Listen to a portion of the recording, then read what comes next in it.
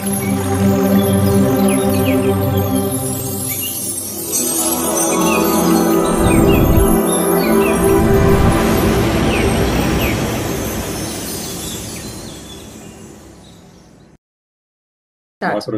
పితృదేవ భవ ఆచార్య దేవ భవ గురు బ్రహ్మ గురు విష్ణు గురు దేవో మహేశ్వర గురు సాక్షాత్ పరబ్రహ్మ తస్మై శ్రీ గురవే నమః.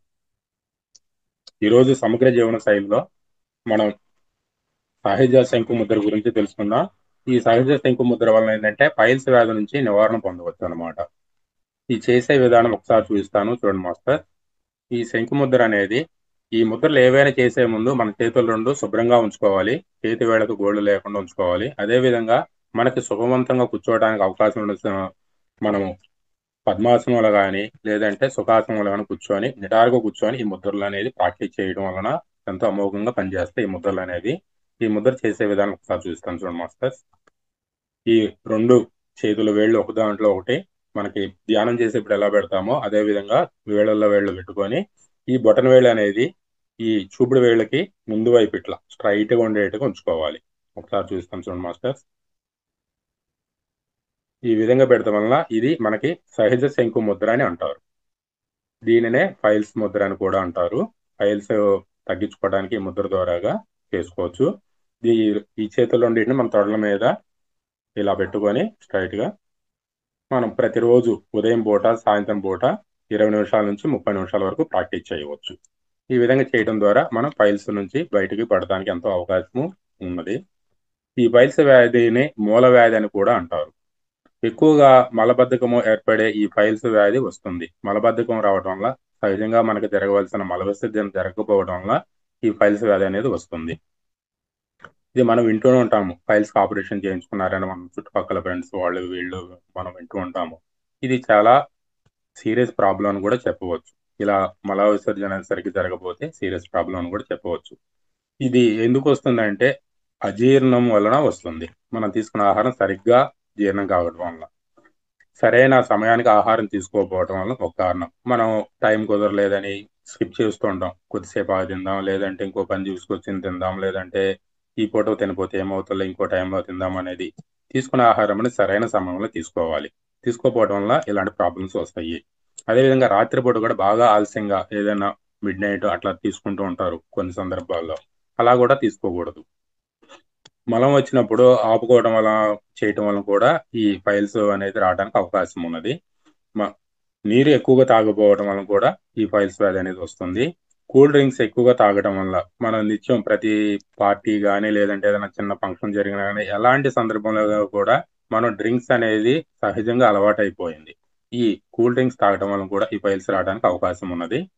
ఎక్కువగా జంక్ ఫుడ్స్ తీసుకోవడం వల్ల అంటే సాల్ట్ ఎక్కువ ఉన్నది లేదంటే ఫాస్ట్ ఫుడ్ టైపు ఆహారం తీసుకోవడం వల్ల కూడా ఈ ఫైల్స్ అనేది వస్తవి. మనం తినే ఆహారంలో పీచు పదార్థం ఎక్కువగా లేకపోవడం వలన కూడా ఈ ఫైల్స్ ఎక్కువగా వస్తాయి. ఎందుకంటే ఈ మల విసర్జన అనేది జరగదన్నమాట. పీచు పదార్థం ఎక్కువ ఉందనుకోండి, మల విసర్జన అనేది చాలా ఫ్రీగా జరగడానికి అవకాశం ఉంటుంది.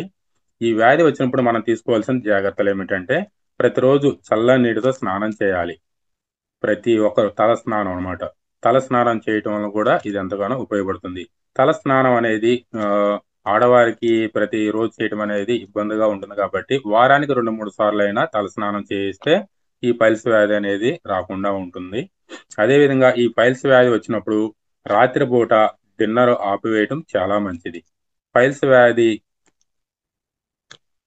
ఏదైనా ద్రవ పదార్థం కానీ లేదంటే ఎక్కువ తీసుకోవడం మంచిది. వచ్చినప్పుడు ద్రవ పదార్థం రాత్రిపూట నైట్ డిన్నర్ ఆపేసేసి ద్రవ పదార్థం తీసుకోవడం చాలా మంచిది. రాగి పాత్రలో నీటిని తాగడం కూడా చాలా మంచిది. ఈ వ్యాధితో ఇబ్బంది పడుతున్న వాళ్ళు రాగి పాత్రలో వాటర్ తీసుకోవడం వల్ల చాలా మంచిది. కాఫీ, మైదా, డాల్డాతో చేసిన పదార్థాలు లేదంటే ఫ్రైడ్ ఫుడ్స్, మాంసము లాంటివి ఏవి తీసుకోకూడదు. మిరియాలు కూడా తీసుకోకుండా ఉంటే చాలా మంచిది ఈ బాధతో ఇబ్బంది పడుతున్నవారు. మనం ఇంట్లో ఏం చేసుకోవడం వలన ఈ వ్యాధిని తగ్గించుకోవచ్చు అనేది ఒకసారి చూద్దాము. 2 గ్లాసుల నీటిని తీసుకొని ఒక అర టీ స్పూను గసగసాల పౌడర్ కలుపుకొని తీసుకోవచ్చు. ఈ వ్యాధితో ఇబ్బంది పడుతున్న వాళ్ళు ఒక 2 గ్లాసుల వాటర్లో అర టీ స్పూను ఈ గసగసాల పౌడర్ కలుపుకొని తీసుకోవాలి. ఇంకొకటి వచ్చేసి ఒక కప్పు టెండర్ కొబ్బరి నీళ్లు, అర స్పూను తేనె 2 యాలకుల పౌడర్ కలుపుకొని మధ్యాహ్నం భోజనానికి ముందు తీసుకోవాలి. ఈ 3 కలిపిన మిశ్రమాన్ని మధ్యాహ్నం భోజనానికి ముందు తీసుకోవాలి.